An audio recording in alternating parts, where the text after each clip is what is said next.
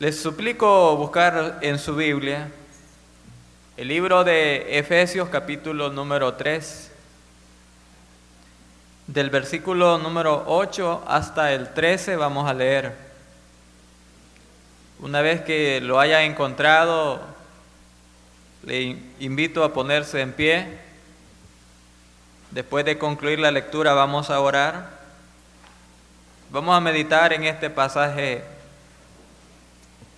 de las Escrituras. Efesios 3, del versículo 8 hasta el 13, dice lo siguiente: A mí, que soy menos que el más pequeño de todos los santos, me fue dada esta gracia de anunciar entre los gentiles el evangelio de las inescrutables riquezas de Cristo, y de aclarar a todos cuál sea la dispensación del misterio escondido desde los siglos en Dios, que creó todas las cosas, para que la multiforme sabiduría de Dios sea ahora dada a conocer por medio de la Iglesia a los principados y potestades en los lugares celestiales, conforme al propósito eterno que hizo en Cristo Jesús nuestro Señor, en quien tenemos seguridad y acceso con confianza por medio de la fe en Él. Por lo cual pido que no desmayéis a causa de mis tribulaciones por vosotros, las cuales son vuestra gloria. Vamos a orar. Padre bendito, tú eres nuestro Dios y nosotros somos tu pueblo. En esta mañana, al meditar tu palabra, suplicamos el auxilio del Espíritu Santo para que esta verdad penetre en nuestros corazones. Señor, yo oro para que tú bendigas a cada joven, a cada hermana, a cada hermano que está presente. Que nos des oído espiritual sensible a tu palabra y nos bendigas. Que nos concedas tener una mente concentrada para que la verdad de tu palabra resulte ser una bendición para nuestra vida. En el nombre de Jesucristo oramos y te agradecemos. Amén. Pueden tomar su asiento. Pensemos juntos en el tema escogidos para ser portavoces del glorioso evangelio. Los periodistas, hermanos, deben poseer por lo menos 3 cualidades básicas para realizar su trabajo. Ellos deben contar primeramente con preparación. A lo largo de sus estudios, son instruidos para que tengan las herramientas necesarias a fin de que ejerzan su profesión de la mejor manera. Pero no solo requieren ellos preparación, también deben tener disponibilidad, porque la noticia se puede presentar en el momento menos esperados. Por tanto, ellos deben estar prestos para cubrirla, para dar la primicia e informar a la comunidad. También los periodistas deben tener en su vida valentía para cubrir eventos, situaciones trágicas, situaciones dolorosas. Hace algunos días fue asesinado un periodista y pude observar en las redes sociales cómo otros compañeros cubrían la noticia, llenos de lágrimas, con un corazón lacerado a causa de lo que había acontecido. Pero aún con toda aquella dificultad, Esos periodistas cumplieron su trabajo y compartieron aquella noticia con la población. ¿Saben algo, hermanos? Nosotros somos algo así como periodistas, porque también tenemos la oportunidad de compartir noticias. En sí, las noticias que compartimos no son pesimistas, son noticias llenas de esperanza. No son noticias que tienden a dar información incorrecta. Por lo contrario, son noticias que hablan la absoluta verdad. Porque usted y yo, cada uno de nosotros, somos en realidad portavoces, mensajeros de las buenas noticias del Evangelio.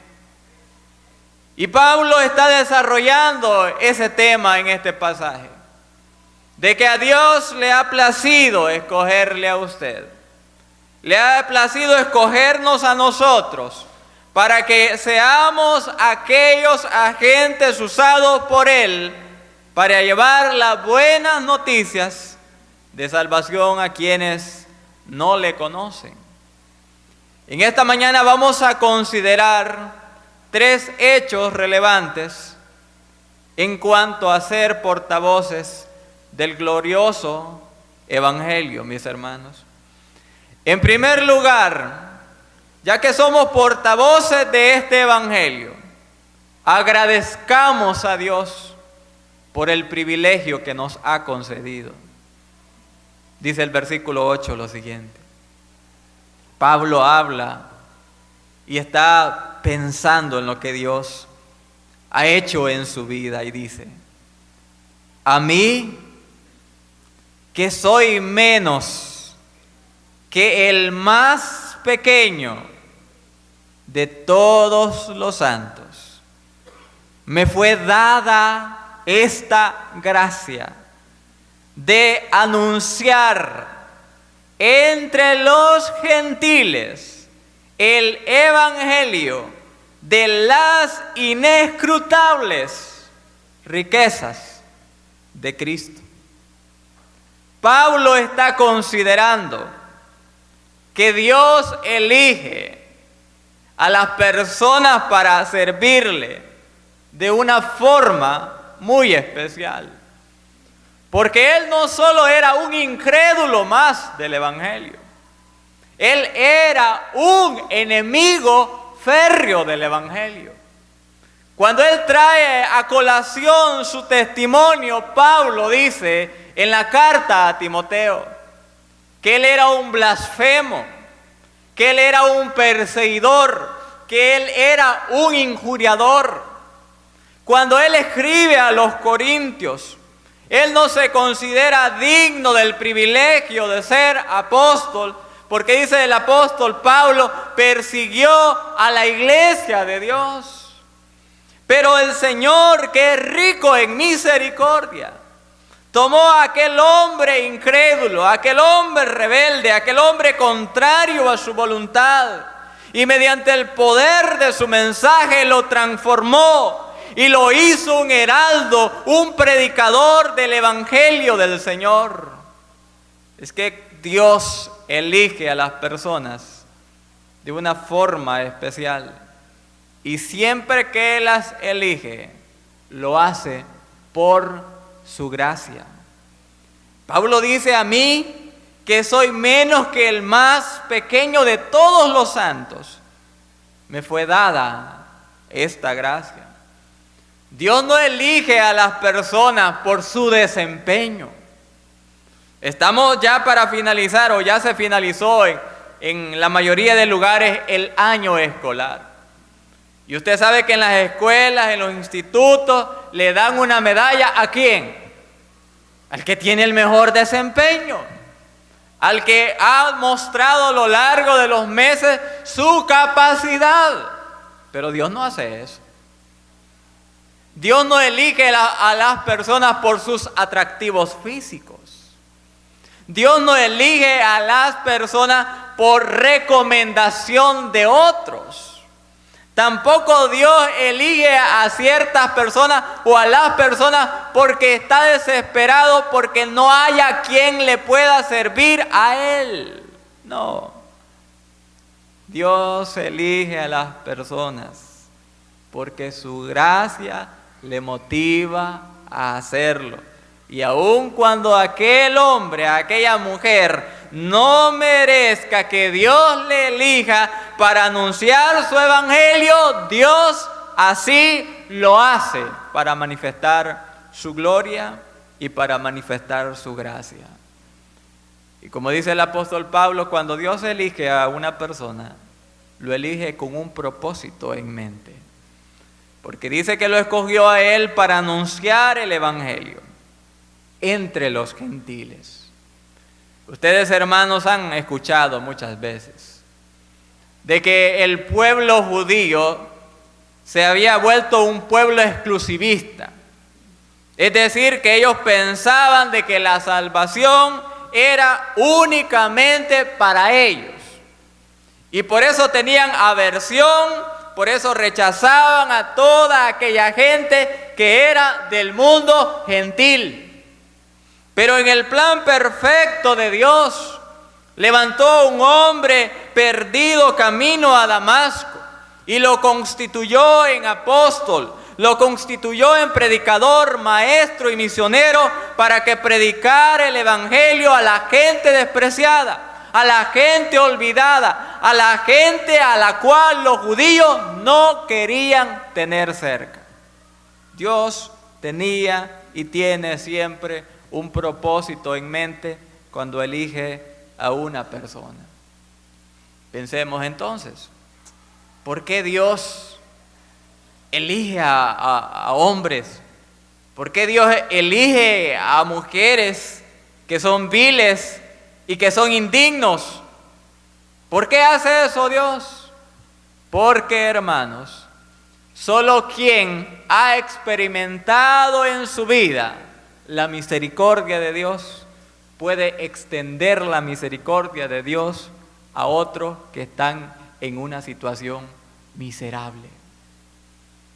Solo cuando uno entiende lo que Dios ha hecho, puede tener una carga por la gente sin Cristo, porque hemos recibido una misericordia muy especial. Ahora, hermanos, aquí Pablo habla de las inescrutables riquezas de Cristo, las insondables riquezas del Señor, las asombrosas, las maravillosas riquezas de Cristo. ¿Cuáles son estas? En un libro, cierto escritor describe las inescrutables riquezas de Cristo. Él dice lo siguiente: nuestra posición en Cristo, Dios nos ha adoptado. Somos hijos de Dios. Somos valiosos para Dios. Hemos sido aceptados por Dios. Hemos sido bautizados con Cristo. Estamos escondidos en Cristo. Hemos sido escogidos. Hemos nacido de nuevo. Somos salvos. Hemos sido justificados. Hemos sido redimidos. Hemos sido perdonados. Hemos sido lavados. Hemos sido reconciliados. Lo que tengo en Cristo. Tengo un nuevo corazón. Tengo a su Santo Espíritu.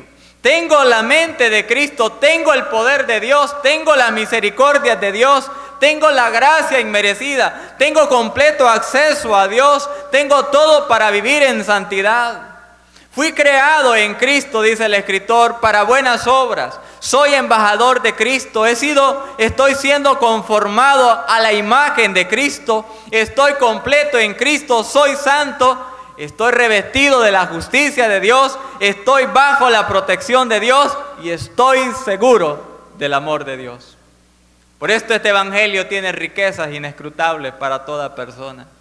Y nosotros los creyentes, mis hermanos, debemos en realidad sentirnos dichosos y muy agradecidos porque conocemos a este Evangelio y conocemos a la persona bendita que este Evangelio proclama, nuestro Señor Jesucristo. En segundo lugar, el apóstol Pablo nos invita a que reflexionemos en cuanto al ministerio revelado. Versículo número 9 en adelante dice lo siguiente: y de aclarar a todos cuál sea la dispensación del misterio escondido desde los siglos en Dios que creó todas las cosas. No solo se le había concedido anunciar el Evangelio, sino Pablo dice también aclarar a todos el misterio de Dios. Aquí hay una palabra, hermanos, que merece nuestra atención y es la palabra dispensación. Esta palabra es una palabra compuesta y viene de la palabra griega oikos, que significa casa, y nomos, que significa ley.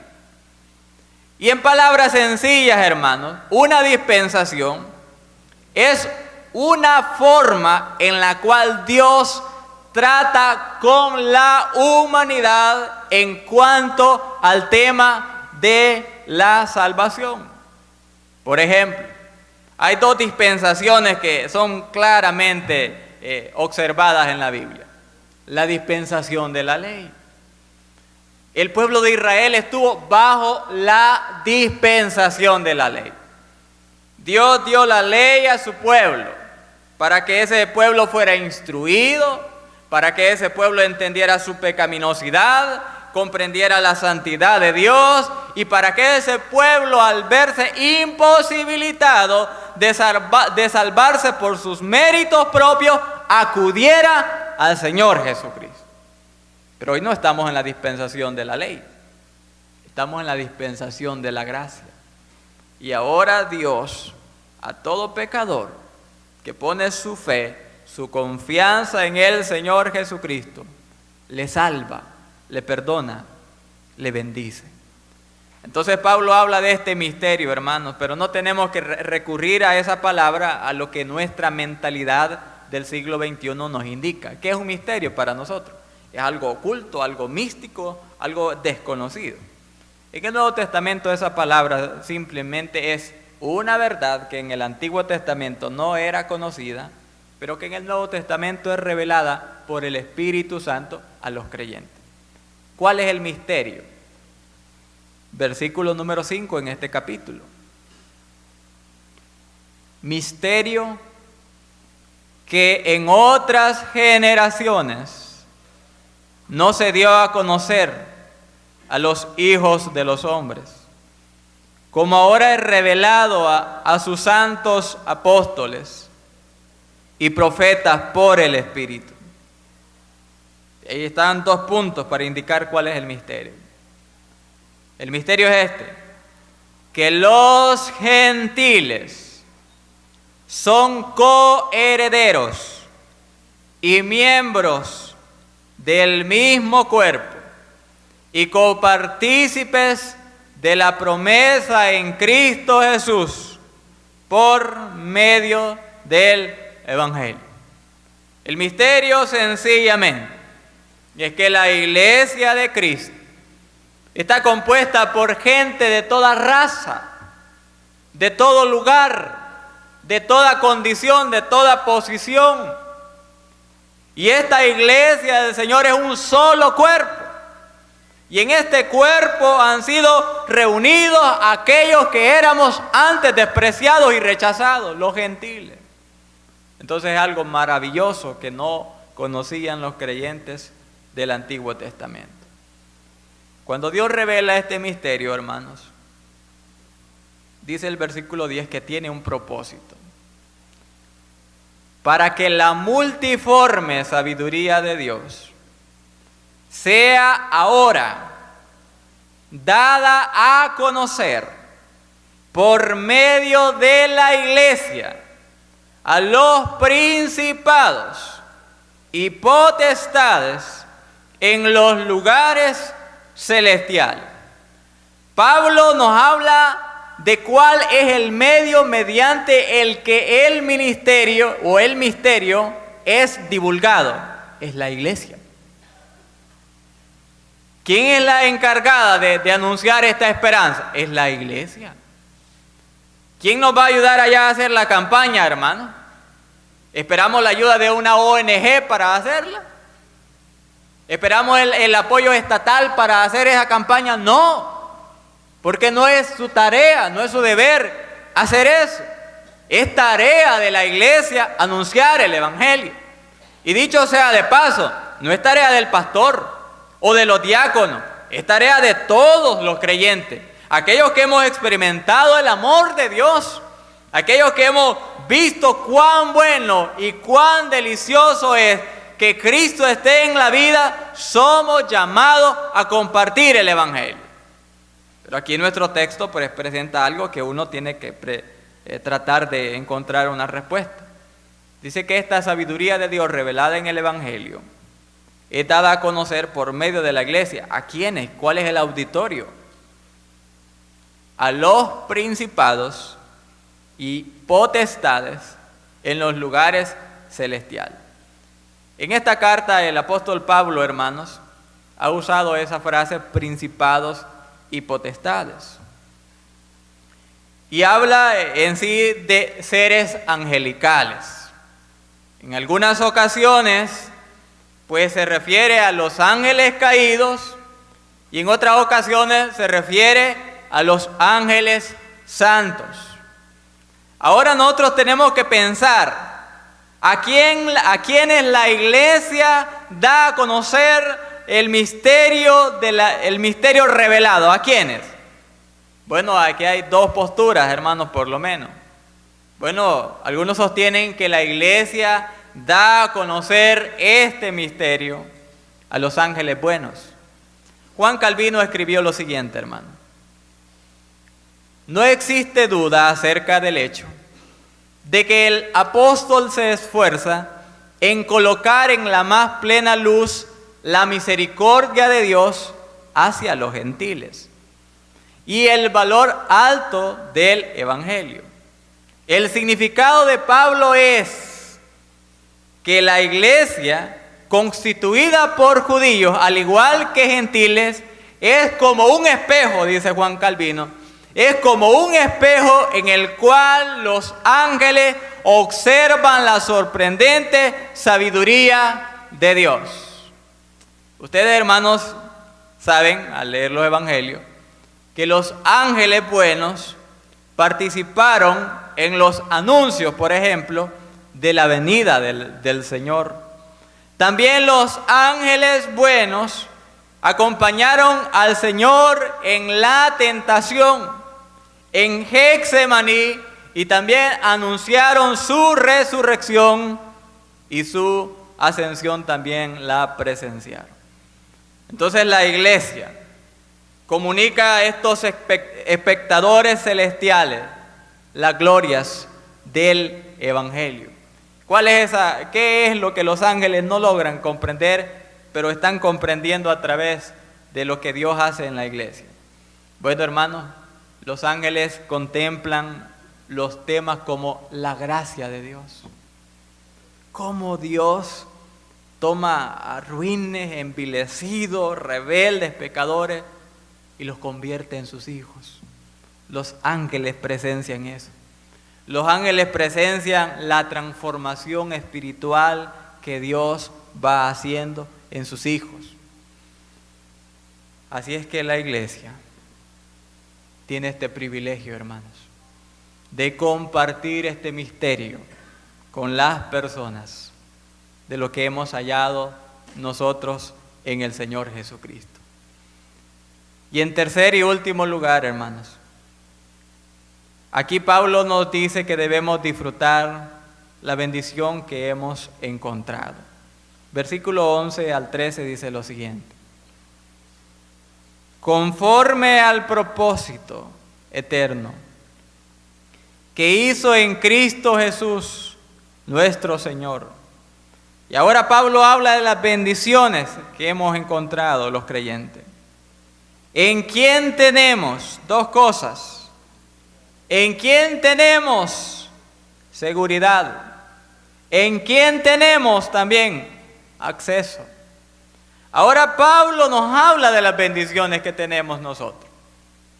Hermanos, una de las necesidades más hondas del corazón humano es la seguridad. Por ejemplo, cuando una joven se va a casar con un muchacho, ella espera tener seguridad. Es decir, que ese hombre sea capaz de protegerla, sea capaz de visualizar el futuro y ofrecerle algo relevante. Ahora cuando Pablo habla de seguridad, lo habla en el aspecto espiritual. Y nos preguntamos de seguridad de qué tenemos nosotros, porque ahí no dice que tendremos, sino que tenemos. Bueno, mencionemos algunas cosas, hermano. Tenemos la seguridad de que nada ni nadie nos puede separar del amor de Dios que es en Cristo Jesús, Señor nuestro. Tenemos la seguridad de poseer la vida eterna. Tenemos la seguridad de que cuando clamamos a Dios en nuestras oraciones, nuestro Dios escucha y nuestro Dios responde.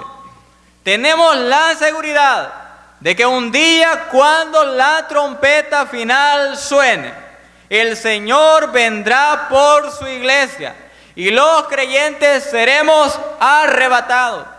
Tenemos la seguridad de que un día estaremos eternamente en gloria, adorando al Padre, adorando al Hijo, adorando al Espíritu Santo en compañía de todas las huestes celestiales y de todos los santos de todos los tiempos. Tenemos seguridad. Ahora este mundo no tiene seguridad. Este mundo vive en zozobra, vive en incertidumbre, porque no conocen al Señor. Pero Pablo menciona de que tenemos otra bendición. Dice Pablo que nosotros tenemos acceso a Dios. Hermano, a veces nosotros no captamos la bendición de tener acceso a Dios, porque se ha vuelto algo tan común, algo tan conocido, algo que podemos hacer, que perdemos la perspectiva de lo que ocurría antes. ¿Quién entraba a la presencia de Dios en el lugar santísimo? ¿Entraba cualquiera? No entraba cualquiera. Solo podía entrar un hombre, no una mujer, un hombre.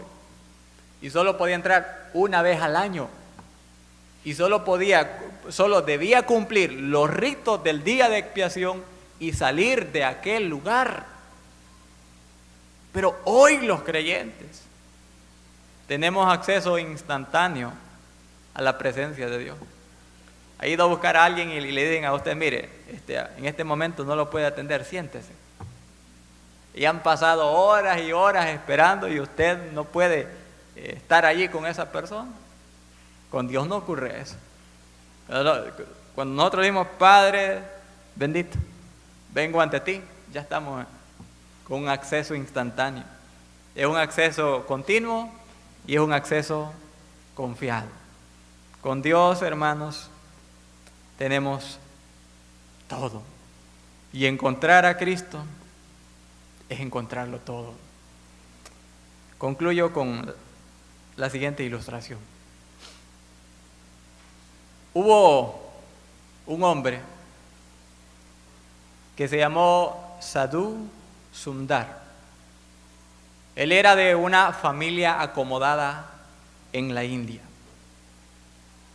Este hombre se educó despreciando al cristianismo por tratarse, en su opinión, de una religión extranjera. A los 15 años de edad, Sadhu Sundar mostró su hostilidad hacia el Evangelio, quemando públicamente una copia del Evangelio. Sin embargo, 3 días después, aquel hombre conoció a Cristo personalmente. En una ocasión, Sundar visitó una escuela hindú. Ustedes saben que los hinduistas son politeístas, tienen millones de dioses. Y fue abordado con agresividad por un maestro de aquella escuela, quien le preguntó qué había encontrado en el cristianismo que no tuviera la religión hindú. Respondió inmediatamente aquel hombre: tengo a Cristo. Respondió aquel profesor y le dijo: sí, ya lo sé, pero dime, ¿qué principio o doctrina en concreto has encontrado que no tuviera ya antes? ¿Qué has encontrado? Aquel hombre serenamente volvió a responderle: lo que he encontrado en concreto es a Cristo, es a Cristo. Y eso es lo que hemos encontrado nosotros, hermano, a Cristo. Y con Cristo lo tenemos todo. Con Cristo lo tenemos todo. Probablemente usted en esta mañana tiene muchas necesidades, pero usted tiene un poderoso Dios que es Cristo para suplir cada una de ellas. Y si usted tiene a Él en la vida, usted lo ha encontrado todo y tiene todo lo que necesita para vivir su vida cristiana. Agradezcamos entonces, hermanos, este privilegio que nos ha dado el Señor de compartirlo con otras gentes. Y durante esta semana cumplamos con gozo la tarea de la evangelización y demos un maravilloso espectáculo a los seres angelicales de cómo la gracia de Dios salva a los pecadores. Inclinen su rostro y vamos a orar. Amado Dios,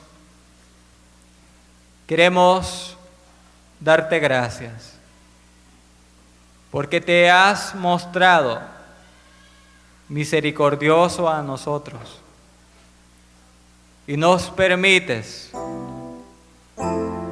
conocer personalmente las inescrutables riquezas de Cristo.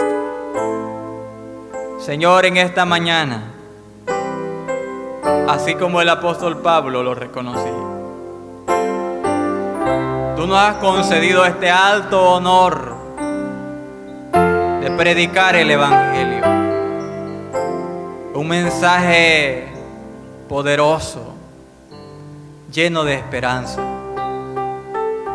Y Señor, oro para que nuestros corazones se hinchen de gratitud por la obra que has hecho en nuestra vida.